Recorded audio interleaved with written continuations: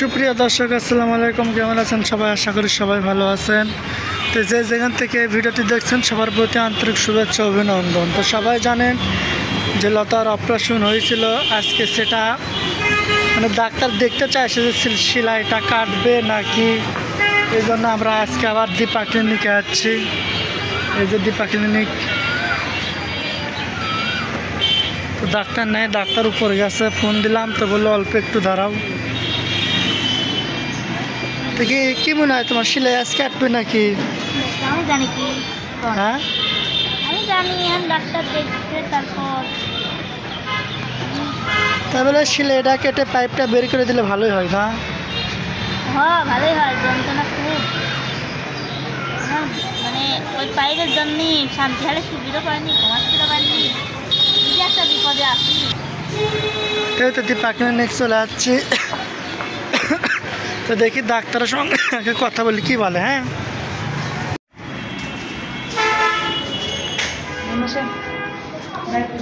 তুই তো লতাকে সেলাই কাটার জন্য আবার অপারেশনের রুমে নিয়ে গেছে। দর্শক দেখতে পাচ্ছেন, এবার আর লতার মনের ভিতর ভয় নাই, এখন একটু সাহস আছে। তো লতা অপারেশন করার টাইমে খুব কান্নাকাটি করছিল, এখন একাই একাই গেছে, এখন আর কোনো কান্নাকাটিও নেই। যে দেখেন এটা অপারেশন রুম, এই জায়গায় সেম একই রুমেই লতার অপারেশন হয়েছে। খুব কান্নাকাটি না আন্টি?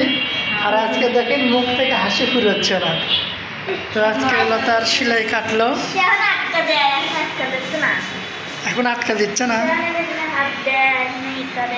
সুন্দর আছে সেলাই, খুব সুন্দর। তাহলে তুমি এখানে একবারে থাকো, আমরা যাই। কে পপি আনতে আসে কি করবি?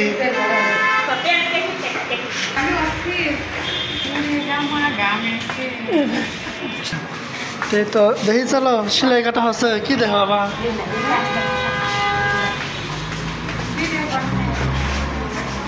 গেলাম এখন, লতা এখন একাই 100। এই তো দর্শক আপনারা দেখলেন লতার অপারেশনের কি অবস্থা, আর এখন সেলাই কাটলে এখন কি অবস্থা। সেম একই রুমেই গেছিল। টাটা দিচ্ছে তোমাকে, দেখো। দেখেন দর্শক, অসুস্থ হলে কত টাকা লাগে বোঝেন নাই। খালি যে অপারেশন হয়ে গেলেই বাঁচে মানুষ তা না, অপারেশনের জিনিসপাতিও লাগে।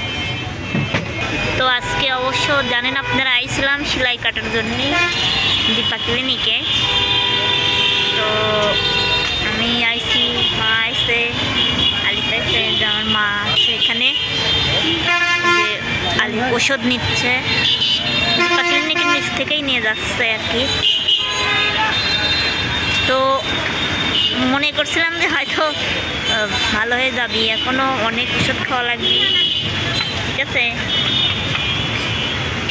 দর্শক, দেখেন কত ভিড়, হায় রে আল্লাহ। এটা হচ্ছে পাবনা সিংহা বাইপাস করে দেন, ভিড় মেরিল বাইপাস বলে। এই ভিড়ের মধ্যে এই মানুষ যে কিভাবে চলাফেরা করে আল্লাহ পাক সেই জানে। দেখেন এখানেই এই মেরিল বাইপাসের বাজারের সঙ্গেই হচ্ছে দীপা ক্লিনিক।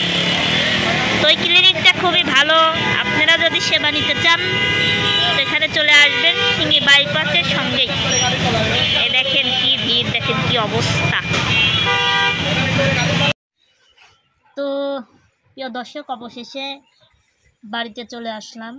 তো আমার আসলে সেলাইটা কাটা হয়েছে, পাইপ এখনও খোলা হয় নাই, কারণ বুকের মধ্যে এখনও মনে করেন যে সমস্যা আছে, হচ্ছে বুকটা শক্ত রয়েছে। ঠিক আছে, আর অনেক পুজ আছে, অনেক কিছু আছে, ওগুলা মনে করেন যে বের হয়ে যাওয়া লাগবে, না বের হলে তো সমস্যা। তো এই জন্য মনে করেন যে পাইপটা রেখে দিল 10 দিনের জন্য, আবারও 10 দিন পরে। এখন যদি একবারে শুকাইয়ে গেলে তবে পাইপ খুলবে, যদি 10 দিনেও না শুকায় যায় তাহলে পাইপ আবাই থাকবে, এবার 10 দিন পরে খুলবে। তো সবাই আমার জন্য দোয়া করবেন। আসলে সিজারে যতটুকু কষ্ট পাই নাই, আমি বারবার একই কথা বলছি, আমি আমার বেস্ট টিমের অপারেশনে আমি ততটুকু কষ্ট পাইছি। তো আমি গেছিলাম পাবনাতে, অনেক ঘোরাফেরা করলাম, ক্লিনিকে গেলাম। ক্লিনিকে থেকে ওখানে যে ডাক্তার অপারেশন করেছিল সেই ডাক্তার আঙ্কেলকে দেখালাম। ওখানে যাওয়া লাগলো, ভিজিট কেটে ওখানে কিছুক্ষণ অপেক্ষা করা লাগলো। মানে ক্লিনিক থেকে ওখানে গিয়েছিলাম, আবার ক্লিনিকে এসে সেলাই কাটলাম। মানে দীপা ক্লিনিকের ডক্টর তো আমাকে শুধু সেবা করেছে, আর অপারেশনটা করেছে সিমলার ডাক্তার। তো সবাই আমার জন্য দোয়া করবেন। মূল কথা আমার একটাই কষ্ট যে আমি চলাফেরা যেভাবেই হোক করতে পারতেছি, খাওয়া দাওয়া করতে পারতেছি হালকা পাতলা, কিন্তু একটাই কষ্ট থেকে যাচ্ছে, যেটা হচ্ছে আমার সন্তানকে আমি বুকে নিতে পারছি না, কোলে নিতে পারছি না। আজকে 11 দিন হলো আমি অপারেশন হয়েছি। 11 দিনের মধ্যে আমি আমার সন্তানকে নিয়ে ঘুমাই না, কারণ ছোট মানুষ 2বার কিন্তু পাইপ ধরে টান দিয়েছে। ঠিক আছে, 2বার পাইপ ধরে টান দিয়েছে, এর জন্য ভয়ে নিচ্ছি না। কারণ কি করতে করতে যদি দুর্ঘটনা হয়ে যায় তাহলে তো সমস্যায় আমার। তো মনে করেন যে শুধু অপারেশনটা হয়ে গেলে যে সেই রুগীকে ফেলে দিলে যে সবকিছু সমাধান হয়ে যায় তা না। অপারেশন করার পরে ডাক্তার তো তাদের কাজ অনুযায়ী সেই কাজটা করে, সেবা করে তো ডাক্তারের বাহিরে। এক অপারেশন হয়ে গেলে যে রুগী একবারে ঠিকঠাক হয়ে যায় তা না। আমার তো 6 মাসের মধ্যে কোথাও যাওয়া বন্ধ, যানবাহন করা বন্ধ, 6 মাসের মধ্যে বেশি জোরে কথা বলা বন্ধ, গান বলা বন্ধ, সব কিছুই বন্ধ। ঠিক আছে, তো একটা কথাই বলবো যে এই গান বাজনার জগতে এসে আমি অনেকের সাথে পরিচয় হয়েছিলাম, অনেকের সাথে আমার ভালো সম্পর্ক হয়েছিল, কিন্তু এই বিপদের সময় আমার পাশে কেউই আসেনি।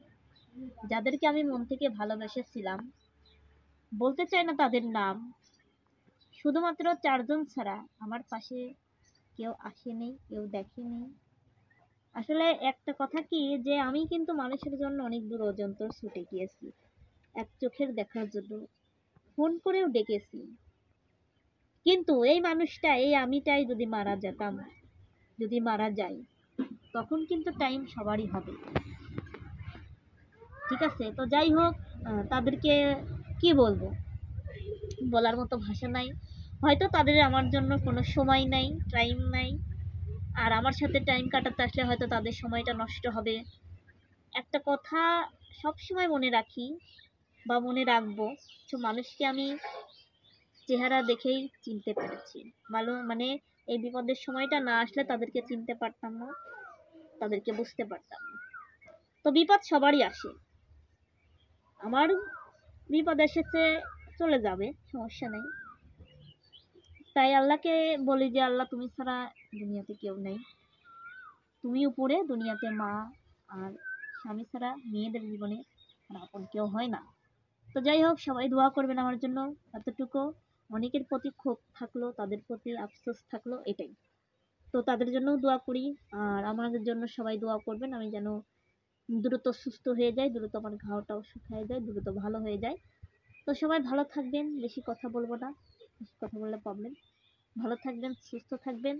আর অবশ্যই যারা লতা পারভিন ইউটিউব চ্যানেল থেকে ভিডিওটি দেখছেন, তারা অবশ্যই চ্যানেলটি সাবস্ক্রাইব করবেন। আর লতা পারভিন অফিসিয়াল ফেসবুক পেজ থেকে যারা ভিডিওটি দেখছেন, অবশ্যই পেজটি ফলো দিয়ে পাশে থাকবেন। তো সবাই ভালো থাকবেন, সুস্থ থাকবেন। নতুন কোনো ভিডিওতে আবার দেখা হবে। আল্লাহ হাফেজ।